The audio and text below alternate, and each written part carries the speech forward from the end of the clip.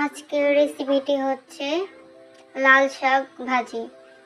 এর জন্য প্রথমে আমরা একটা কড়াইয়ের ভেতর তেল গরম করে নিয়ে সেখানে একটা শুকনো মরিচ দিয়েছি এবং সাথে দিয়ে দিচ্ছি রসুন বাটা।